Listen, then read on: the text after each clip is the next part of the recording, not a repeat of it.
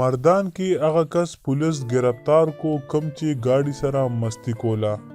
که غواړئ چې تاسو هم خبر شئ نو دا ویډیو سره تر اخره پورې وګورئ او زموږ چینل هم سبسکرایب کړئ.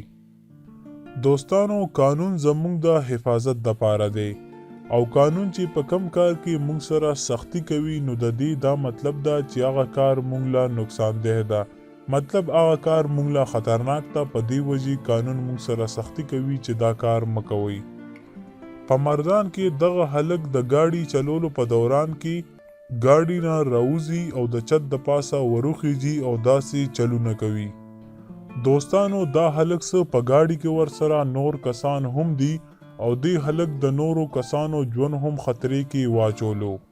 دغه کس خو به غلطي وکړي، د دې دنیا نه به لاړ شي، خو دا نه ده خبر چې د مرګ نه وروسته به په فیملی باندې څه تیریږي.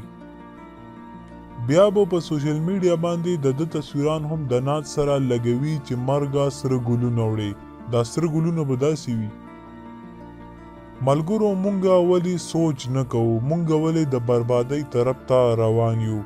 په سوشل میډیا کې هم هغه ویډیوګانې ګورو کم خلک چې یو بل ته زیړې کوي یا نورو قومونو ته کنځلې کوي او ځان ته مسلمان وایي.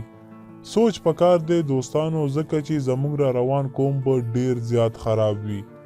دا وا زموږ نننۍ ویډیو. تاسو د دغه هلک باره کې څه ویل غواړئ موږ ته لاندې په کمنټ کې ضرور نه ضرور ولیکئ.